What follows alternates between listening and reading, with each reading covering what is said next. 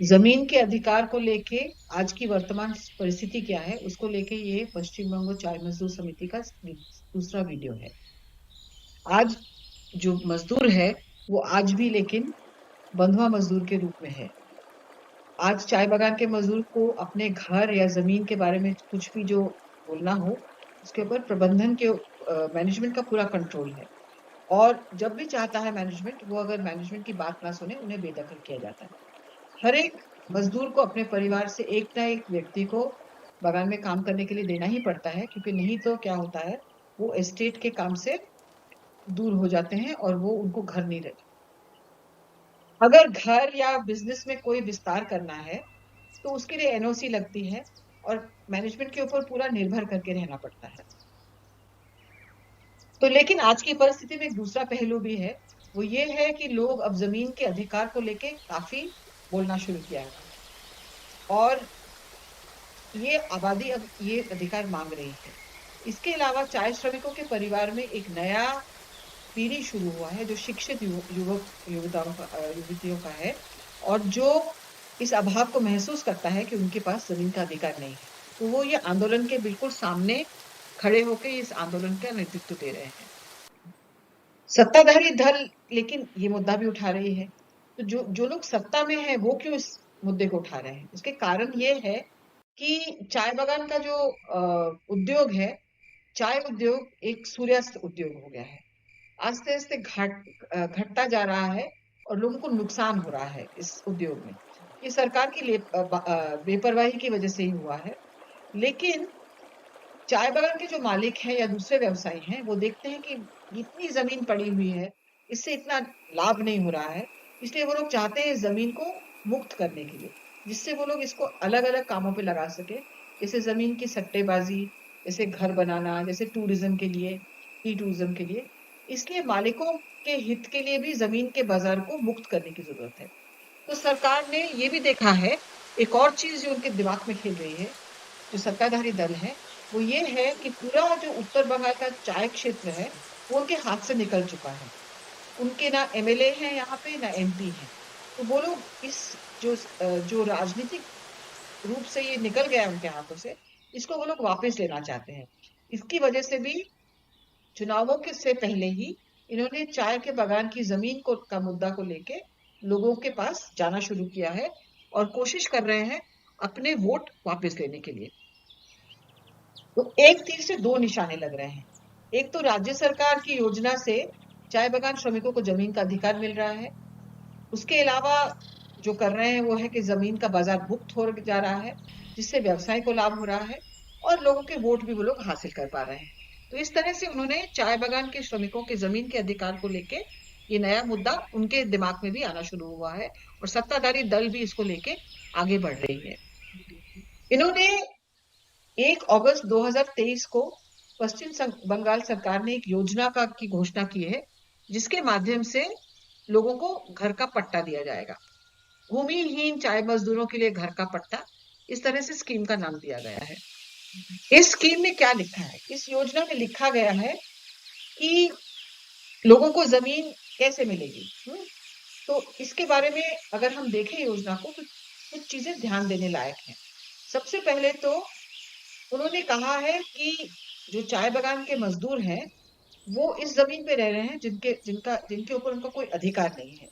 तो सबसे पहले योजना अस्वीकार कर रही है कि चाय बागान के मजदूर वहां पे 100 150 180 सालों से रह रहे हैं और उन्हीं ने ही उस जमीन को बनाया है अपने खून पसीने से। तो इस खून पसीने के जो कष्ट किया है चाय मजदूरों को, उसको इस स्कीम के द्वारा अस्वीकार किया जा रहा है। दूसरी बात जो ध्यान देने वाली है, उन्होंने कहा है कि बंजर जमीन जो है, जो किसी काम पे लग नहीं रही है, उसी जमीन को दिया जाएगा इन भूमिहीन चाय मजदूरों को। उनकी भाषा में भूमिहीन चाय मजदूर, उनको ये जमीन दी जाएगी। और उसके अलावा ये भी कहा है उन्होंने कि उन्हें पट्टा जो दिया जाएगा वो तभी दिया जाएगा जब मैनेजमेंट एनओसी देगा। तो इस तरह से जो बात निकल के आ रही है, उन जगहों पर घर मिलेगा जो बंजर है, जहां पे कोई रहता नहीं है, क्योंकि जिस जमीन पे हम लोग रहते हैं उसका एनओसी मालिक लोग देंगे नहीं। तो हमें अपने घर से बेदखल करके हमें दूर किसी खाली जगह पे भेजा जाएगा यही संभावना ज्यादा लग रही है, क्योंकि एनओसी हमारे प्रबंधन से हम लोग जहाँ वास कर रहे हैं उस भूमि के लिए एनओसी मिलना बहुत मुश्किल होगा। मालिक लोग देना नहीं चाहेंगे।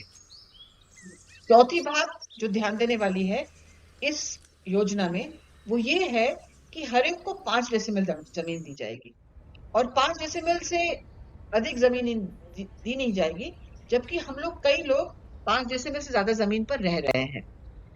योजना में एक और बात ध्यान देने योग्य है, वो ये है कि ये जो छोटा सा हिस्सा हमको मिलेगा 5 डेसिमल जमीन का, उसका क्या मतलब बाकी जमीन का क्या होगा ये भी स्पष्ट नहीं है। तो हमारे यहाँ जहाँ पे कैंसिल लीज हो गई है, जैसे ढेकलापाड़ा में, लंकापाड़ा में, बुंदापानी में, इन जगह पे हमें 5 डेसिमल जमीन अपनी मौजूदा जमीन पे मिलेगी, लेकिन बाकी जो जमीन है उसका क्या होगा उसकी कोई स्पष्टता नहीं है। तो हो सकता है किसी के पास 10 डेसिमल जमीन है या 15 डेसिमल जमीन है, उनमें से उन्हें 5 डेसिमल जमीन का पट्टा मिला, लेकिन बाकी जो 10 डेसिमल जमीन रह जाएगी वो किसके दखल में जाएगी, उसका अधिकार किसको मिलेगा, ये कोई स्पष्टता नहीं है इस स्कीम में। योजना में ध्यान देने वाली पांचवी जो बात है वो ये है कि योजना में कहा गया है कि हमें बहुत सारी चीजें कागज दिए जाएंगे, जैसे खतियान नंबर दिया जाएगा हमको, आरओआर का एक कॉपी दिया जाएगा, पर्चे का कॉपी, हमें जो जिस जमीन पे हमको रहने के लिए दिया जा रहा है उसका स्केच मैप दिया जाएगा, पट्टा दिया जाएगा, और जमीन का कब्जा भी हमें दिया जाएगा। लेकिन असल में क्या हो रहा है, स्कीम में जो लिखा है वो नहीं किया जा रहा है, लोगों को केवल पट्टा मिल रहा है और कोई दूसरा कागज नहीं मिल रहा है। वास्तव में कहीं कहीं उनको मालूम भी नहीं है कि जमीन कहाँ पर है, किस जमीन पे हमको जगह दी जा रही है वो हमको मालूम ही नहीं है। और जब हम लोग बांग्ला भूमि जो ऐप है सरकार का, उस पे हम लोग जमीन खोदने गए हैं, तो कई बार उस जमीन को हम देख भी नहीं पाए हैं कि वो जमीन है कि उसका रिकॉर्ड ही नहीं है सरकारी खाते में। 5 डेसिमल जमीन का कुछ मतलब रहता है। सबसे पहला मतलब ये है कि 5 डेसिमल अगर हमें સુધી जमीन दी जाए तो हम लोग की आमदनी का नुकसान होगा। हम लोग हर एक की चाय बागान में बड़ी बड़ी जमीनों पे रहते हैं, और वहां पे हम लोग सब्जी उगाते हैं, कई तरह के पेड़ लगाते हैं, कई जानवरों को रखते हैं। चाय मजदूर समिति की सर्वे के हिसाब से कम 10,000 रुपए महीने का इनकम कई लोगों को हो रहा है इस जमीन से।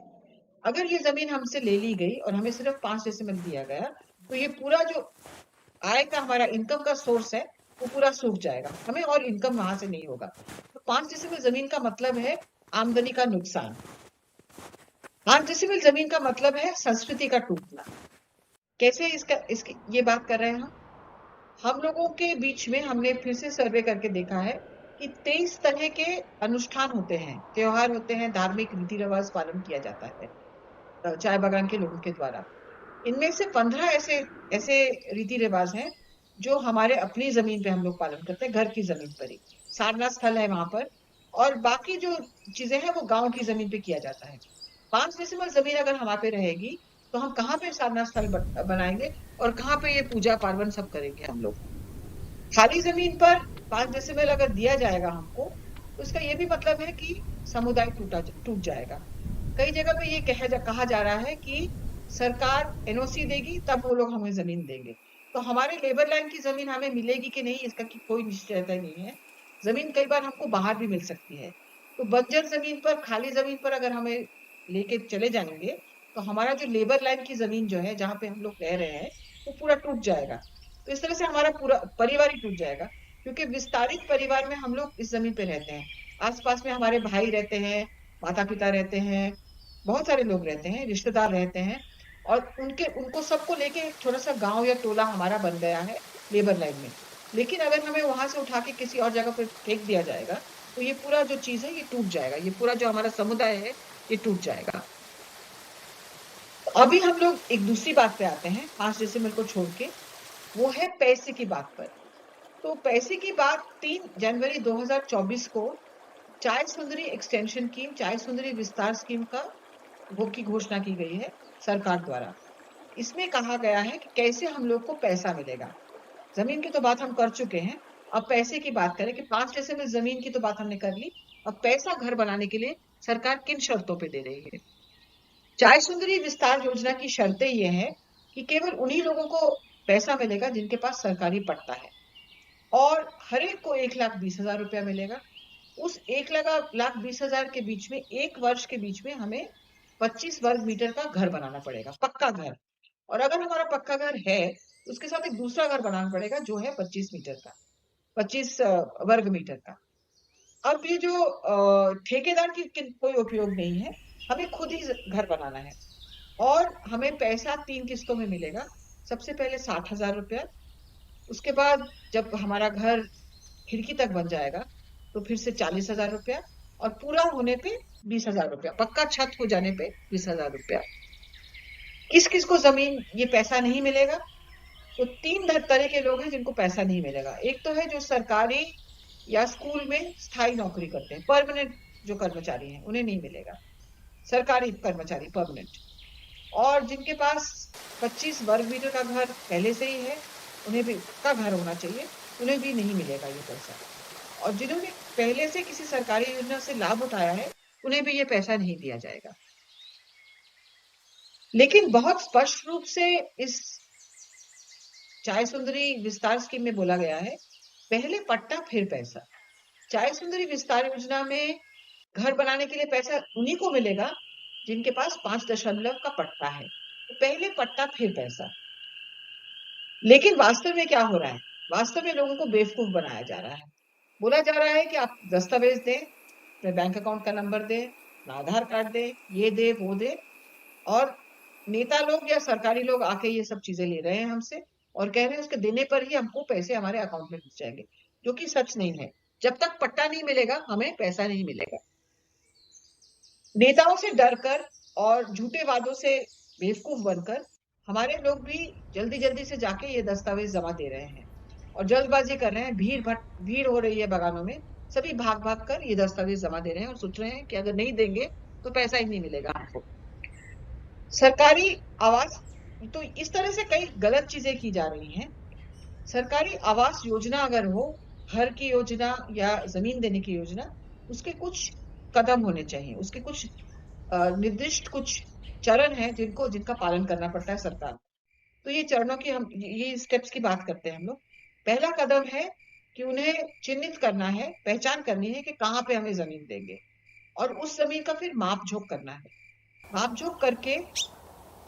मापजोख करके उन्हें पूरी जमीन का मैपिंग करना है, जहां पे ये स्पष्ट रूप से दिखा जाए कि हमारे घर कहाँ है और सड़क कहाँ पे है, खेल के मैदान कहाँ पे है, आंगनवाड़ी केंद्र कहाँ पे है, स्कूल कहाँ पे है। इस सब का पूरा का मैपिंग करना है, हमें मानचित्रण करना है। सरकार द्वारा इस जमीन को चाय बागान मैनेजमेंट से वापस लेना है। इसका मतलब सरकार को मैनेजमेंट से एनओसी लेना है इस जमीन पे कुछ करने से पहले। उसके बाद इस जमीन को वेस्टेड डिक्लेयर करना है, निहत डिक्लेयर करना है, खतियान संख्या 1 में लाना है। खतियान संख्या 1 में लाने के बाद उन्हें बगान के साथ नया लीज का सिग्नेचर कराना पड़ेगा, जिसमें से ये जमीन निकल चुकी है। तो बाकी जमीन का नया लीज उन्हें मालिक के साथ करवाना पड़ेगा। और इसके बाद जिस जमीन को हमें दे दिया जा रहा है, उसका नया मोजा उसको डिक्लेयर करना पड़ेगा, अधिसूचित करना पड़ेगा नए मोजे के हिसाब से। और हर एक लाभार्थी को अलग अलग प्लॉट की संख्या भी देनी पड़ेगी। लास्ट में फिर अधिकारों का रिकॉर्ड आरओआर देना पड़ेगा।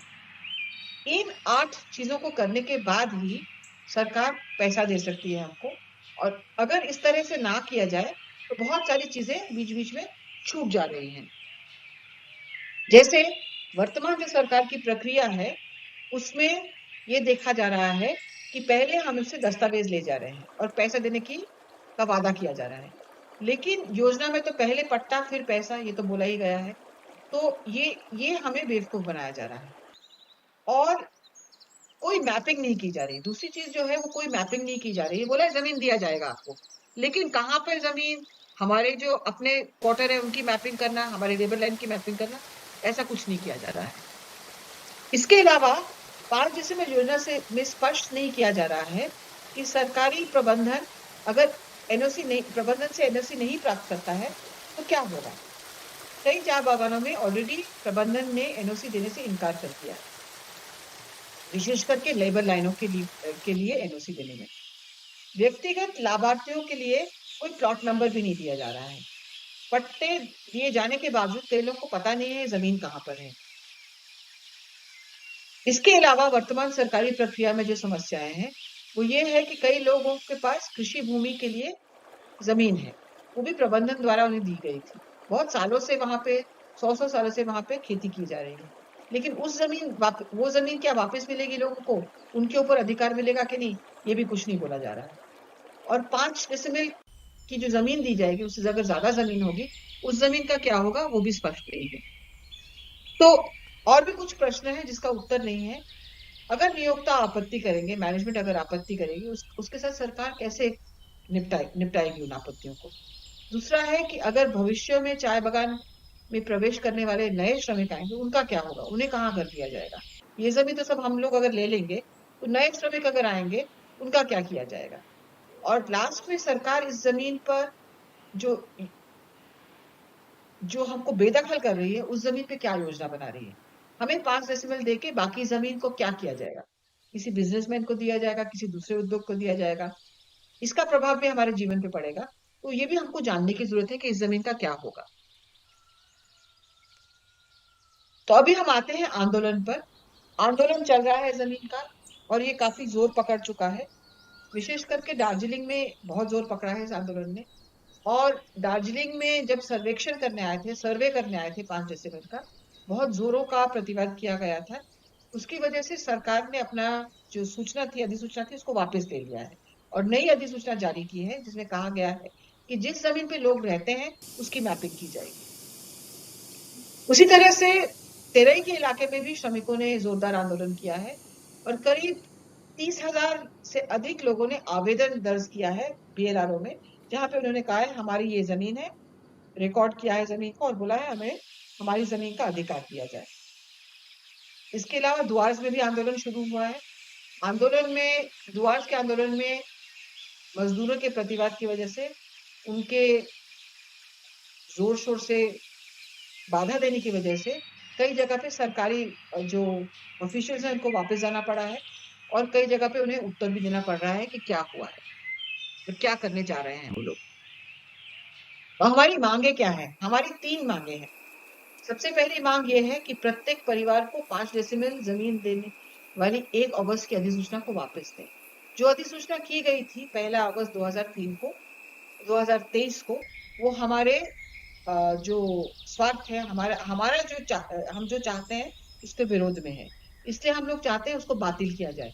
उस अधिसूचना को हम मानते नहीं, और हम चाहते हैं सरकार एक नई अधिसूचना जारी करे, इसमें वो बोले कि जिस जमीन पे हम लोग रह रहे हैं, उस पूरे जमीन पे हम लोग को अधिकार मिलेगा। तो ये तो दूसरी मांग है। और तीसरी मांग जो हम लोग कर रहे हैं वो ये है कि हम लोग चाहते हैं कि सरकार जो हमारी जमीन है उसे किसी तरह से भी फ्री होल्ड ना करे और कंपनियों को ना दे। तो हमारी जमीन लीज वाली जमीन रहे, सरकार के पास ही रहे। चाय बागान की जो जमीन है, हमें जो जमीन दी जा रही है, उसके अलावा जो बाकी जमीन है वो कंपनियों को ना दी जाए, क्योंकि उसकी वजह से पूरा उद्योग भी नष्ट होगा और हम लोग को अंत में अपने घरों में रहने की भी हमको शक्ति नहीं रहेगी। तो इस तरह से हम लोगों ने अपनी मांगे ठीक की हैं। तो शेष जो बात हम लोग यहाँ पे बोलना चाहते हैं वो ये है कि हम लोग क्या कर सकते हैं। अगर आपको लगता है कि ये वीडियो में जो बोला गया है वो ठीक है और आप भी प्रतिवाद करना चाहते हैं, आप भी इस 5 डेसिमल की जो जमीन देने की योजना है उसको आप बाधा देना चाहते हैं, उसको बंद करवाना चाहते हैं और अपनी पूरी जमीन पे अपना अधिकार चाहते हैं, तो आप क्या कर सकते हैं। सबसे पहले तो चाय बागान वालों को मालूम ही नहीं है, चाय बागान के मजदूरों को, कि उनके पास कितनी जमीन है। 5 डेसिमल का मतलब क्या है और असली में हमारे पास कितनी जमीन है वो किसी को मालूम ही नहीं है। तो हम लोग आप लोग को प्रस्ताव दे रहे हैं कि आप अपनी जमीन का माप कीजिए, खुद नापिए जमीन को, बहुत मुश्किल नहीं है, खुद नाप पाएंगे। आप अपनी जमीन नापिए, फिर उसको लेके आवेदन कीजिए। जो बीएलआरओ है उसके पास आवेदन कीजिए कि आपको उस जमीन का जिस जमीन को आपने मापा है उसका मानचित्र बना के आप बोले कि हमको उस जमीन पे अधिकार चाहिए, हम यहाँ पे आरओआर चाहते हैं, रिकॉर्ड ऑफ राइट्स चाहते हैं। अगर आपको पट्टा मिल चुका है तो अपने पट्टे के सहित आरओआर जमीन माप कर बोले कि इतनी जमीन का आपने हमें अधिकार दिया है, लेकिन हमारी जमीन इससे बड़ी है। 5 डेसिमल का अधिकार आपने दिया है, लेकिन हमारी जमीन इससे बड़ी है, इसलिए ये पूरी जमीन का अधिकार 10 हो या 15 डेसिमल हो, जो भी हो, उसका पूरा अधिकार हमें दिया जाए। उसके बाद सरकारी अगर सर्वेक्षण हो रहा है, सर्वे हो रहा है या आपसे दस्तावेज मांगे जा रहे हैं नेताओं द्वारा या सरकारी नुमाइंदों लोगों द्वारा, तो तो आप इसको भी बाधा दें और बोले हम लोग जब तक आप हमारे प्रश्नों का स्पष्ट उत्तर नहीं देंगे, हम लोग आपको दस्तावेज नहीं देंगे। और ये प्रश्न उन्होंने कीजिए, प्रश्न पूछिए कि आपकी जमीन जो 5 डेसिमल आपको दे रहे हैं, बाकी जमीन का क्या होगा? क्यों आपको पैसे का लोभ दिखाया जा रहा है जब आपको पट्टा नहीं मिला है? जो नियोक्ता है, जो मैनेजमेंट है, जो कंपनियां हैं, उनको क्या जमीन दे दी जाएगी? जो प्रश्न हमने यहाँ पे वीडियो में किए हैं, वो प्रश्न आप लोग जो सरकारी अधिकारी या नेता आपके पास आते हैं, उनके पास कीजिएगा। और लास्ट में हमारा प्रस्ताव है कि आप लोग सामूहिक हस्ताक्षर अभियान, पोस्ट कार्ड अभियान, ये सब शुरू करके आप लोग अपनी जो मांगे हैं वो सरकार के पास आप लोग पहुंचाएं। तो इस तरह से हम लोग चाहते हैं, पश्चिम बंगाल चार मजदूर समिति चाहती है कि हम लोग जमीन का जो मुद्दा है उसको उठाएं। जमीन दे रही है सरकार, बहुत अच्छा, लेकिन ठीक तरह से दे। सरकार पैसा दे रही है, बहुत अच्छा, हम लोग घर बनाएंगे उस पैसे से, लेकिन सटीक रूप से पूरा प्रक्रिया किया जाए जिससे हमें ठगा ना जाए और जिससे हमको सच में हमारा जमीन का अधिकार मिले। यही बोल के यहाँ पे हम लोग इस वीडियो पे खत्म करते हैं।